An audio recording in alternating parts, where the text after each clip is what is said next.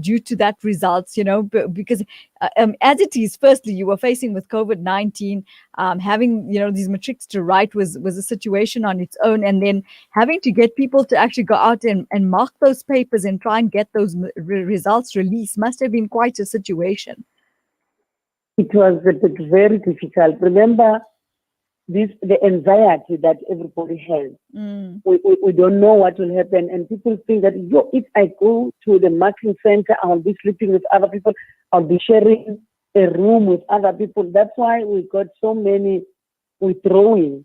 They are going to the marking, but fortunately we had trained more than enough that if we get those that are withdrawing, then we get the other ones to replace them.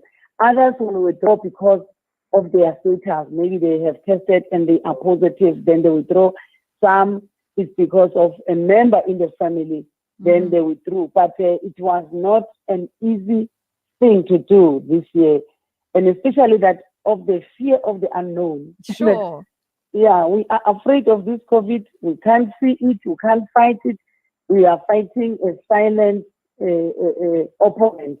Yeah, no, definitely. Invisible. I think it is a very difficult situation because it's trying to create that balance because, of course, you want your learners educated, but at the same time, you're facing this pandemic. So having to find that balance, I'm sure, was very difficult.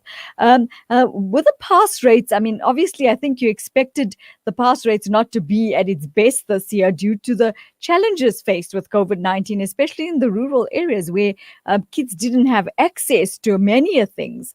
What was your take on that? Were you expecting that to happen? Yes, we have a challenge in rural areas. And that's what people keep on telling us, that some don't even access television, some don't access this and that, no connectivity for e-learning to take place in rural areas. But we made plans. We prepared some package. Yes. The content and subject matter, and sent to circuit to be accessed by learners at the circuit level. But maybe in a form of a cassette they put there, they are able to participate just like all the rest. But we want to thank our stakeholders, especially SABC, TV, and all the other radio stations who made it possible that the lessons do reach our children. Remember, the community radio stations, they are accessible in rural areas. So all the lessons that were planned and deposited into the local radio stations, our learners were able to receive that information. And moving forward to 2021, we're still going to be facing a challenge of MUO, a challenge of that this class of 2021. Remember, we had to trim the curriculum, and the grade 11 in 2020 was affected in the trimming of the curriculum. Then, which means this year they must cover much more topics than the class of 2020, because there are topics that they are carrying over to 2021 from 2020 at grade 11. And you're talking about 2020 to 2021, Deputy Minister. What about, the protocols moving ahead for the matric classes where they feel they need their papers remarked and rechecked? Would that be happening? Of course, that is their right. If I feel that my performance is not equal to what I see on my report, you apply for remarking. That has always been the case, and it is still the case with the class of 2020. That's true. What sort of protocols do you have in place for this year? I mean, the thing is with this virus around in the pandemic, it's very difficult to actually gauge, what is going to happen in the future because, as you say, we expected a second wave and then we had that and people are saying, there could be a third wave or there couldn't be a third wave. What is your take on that? What sort of protocols have you put into place in the event of these things happening? We rely on the Department of Health because they are the ones that are doing the research and everything. They are the ones that are guiding us and advising us on how to behave. So they did, of course, tell us about the the second wave, which is this new variant, which to all of us in South Africa and the world, that's why they say the new variant is the South African variant, but Yes. it's affecting the whole world in any way. So we were able, together with the Department of Health, I mean, all South Africans, adhere to all the health protocols.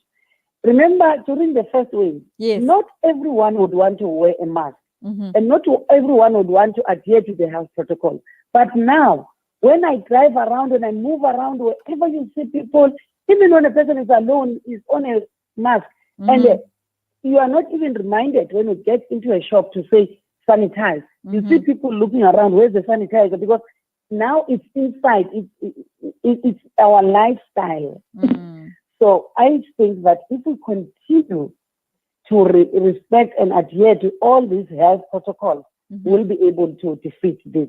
Look at the second wave, which was more dangerous, but we were able to swim through. And our learners are there. Yes, we have lost teachers, but majority of our teachers are still there. Not only teachers did we lose, in South Africa we lost many citizens, very important people that are supposed to drive the country forward, but we have lost them, and may their souls rest in peace. So if we continue listening to the Department of Health and adhering to all the protocols they tell us, we are going to win. So our schools now, from the experience of 2020, are ready. Now it's like it's a norm. It's no longer something, an obligation, very difficult and painful obligation. Yes. Now it's a norm. All of us, when you sit 30 minutes without sanitizing, you start to worry. And even in school, the schools that I visited this year, all of them, they have a sanitizer by the door, they've got taps everywhere for washing of hands. Yes. I think the system now has adapted. No, definitely. I'd agree with you. I mean, I have a 2-year-old niece, and it's so strange because, the minute she walks into the door in my place for 2 minutes, the first thing she asks me, and I mean, she's 2 years old, is, where's the sanitizer?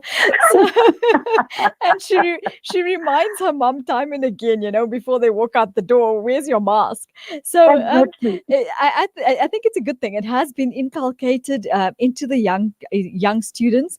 I think they do understand the protocols now, but it's good to see that, the role that's been played by yourself has been really great, because there has been that balance created. And of course, the support structure as far as trying to move the matrics forward during this very, very difficult period was done in such an apt way that we actually didn't lose the year. The students got through very nicely, managed that. And as I see later on, we're going to, of course, go to Orlando High School to see where they're celebrating all their achievements. So it's great.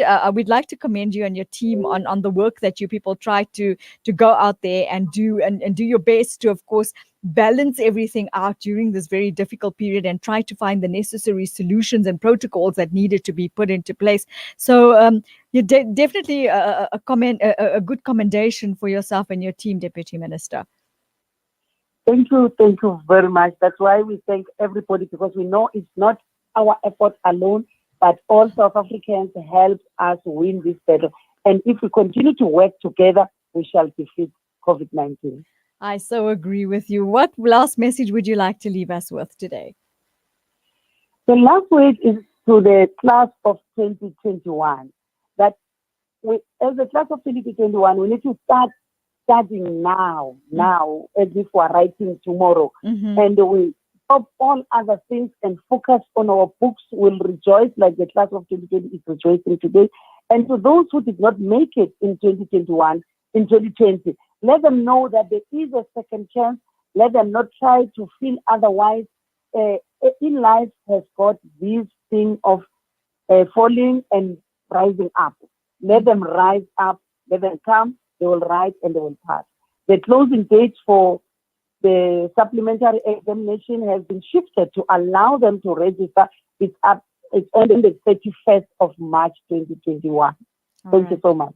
Lovely. Thank you so much for joining us this morning, and giving us some good insight in, to what you and your team have done regarding the matric results, and of course, setting up the necessary protocols, and overcoming these challenges that were faced during 2020. And of course, now as well, going ahead, we wish you all the best of luck, and all the successes, and we know that you're gonna help us pull through better this year than we did last year as well. So thank you very much. And we wish you all the best from myself and the Salam Media team. A very good morning to you, ma'am. Thank you so much. Thank you for joining us. Take care. And that was, of course, Deputy Minister of Basic Education, Ms. Reginah Mhaule, talking to us about the impact of COVID-19. The matric results have been released today, and she was giving us a bit of insight into the types of challenges they faced. And although they had faced those challenges, they definitely found ways to overcome it. So we didn't actually lose out on that year. So well done to them. We're going to go for a quick break. Stay with us. We'll be back with you in a few minutes.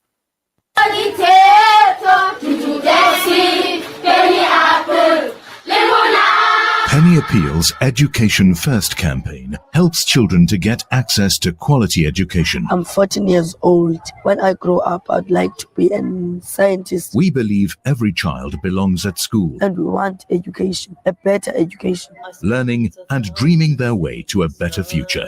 With your help, we can provide classrooms, desks, stationery packs, and school shoes. Help make these dreams a reality. Visit www.pennyappeal.org.za or call 031 1100 573. Penny Appeal. Small change, big difference. What makes Randery Jewelers the optimum place for your memorable gift? Is it our range of exclusive, high-end, luxurious jewellery? Or is it our master craftsmanship of all your bespoke jewellery needs? We believe it's because at Randery Jewelers, we know just how to make your special moments last forever. Whether it's for a wedding, anniversary, or just a simple gift to show your love, trust Randery Jewelers to make it special. www.randery.co.za